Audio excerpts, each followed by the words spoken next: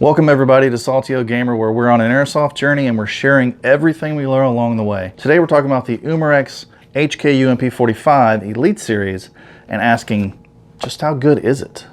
Stay tuned to find out.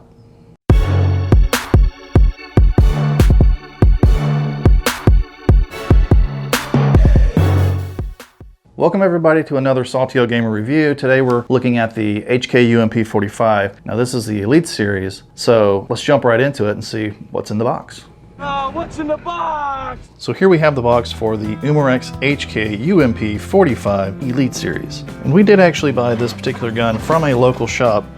So psych, there's no gun in the box. But seriously, we did want to show you the packaging. It did obviously come with the gun itself. Since we have already added a mock suppressor to the gun, we did not put it back in the packaging for this video. Again, since we bought this at a store and it was already out of the box and we were shooting it, they did give us an Elite Force branded stick type battery, an Elite Force branded charger. Of course, it came with an owner's manual, barrel rod, and of course the Elite Force magazine, which as you can hear, it is high cap and it has already got BBs in it because, as I said, we have already been shooting this. So let's go talk about the gun.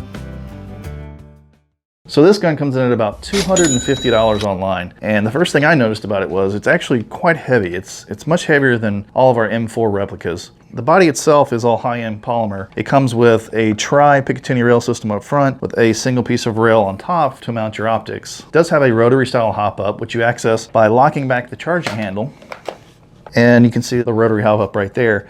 The one complaint I have about this is that the rotary hop-up is actually quite hard to turn. I actually can't even turn it right now with my finger. I've had to use flathead screwdrivers or some other type of tool to turn this, even after spraying a slight bit of silicone in there. That may be a characteristic of this gun series, or it might just be the particular gun that we have. It does have ambidextrous fire selection controls and 3 different firing modes: semi-automatic, burst mode, and fully automatic. There's only one magazine release control, but by virtue of where it's located, it is ambidextrous.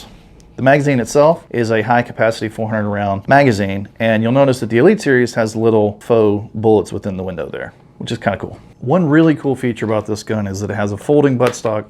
It's good for storage, or it's good for really getting around those corners in CQB.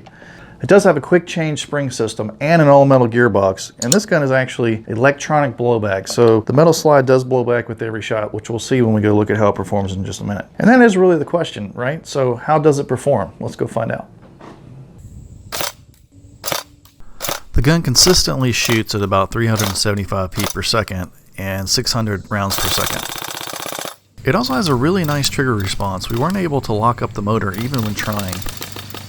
It's accurate out to an unexpected long distance for what looks like a CQB gun. It has an unusual deep resonating double action sound, which makes it very distinctive on the playing field.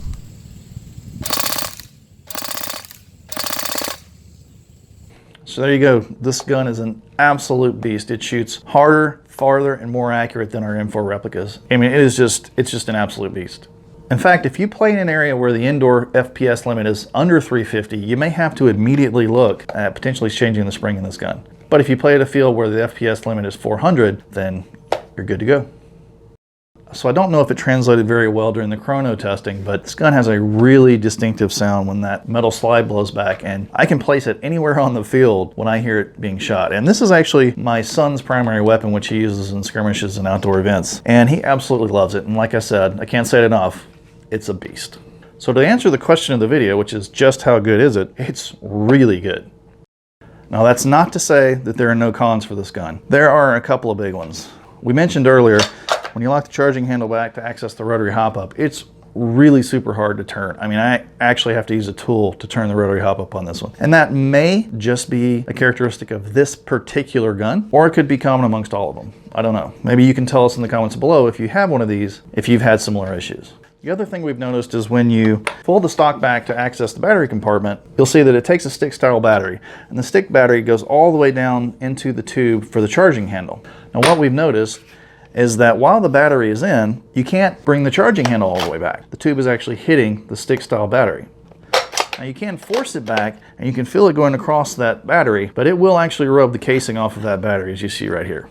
So what we've had to do is whenever I want to do the hop up, I have to open up the battery compartment, which is a little bit of a hassle, and I have to let the battery partially hang out so that I can access the rotary hop up. Now I still can fire it and do everything I need to and make sure it's got the right hop, but I do have to make sure that the end of that stick battery is out a little bit, or that charging handle is going to rub against it.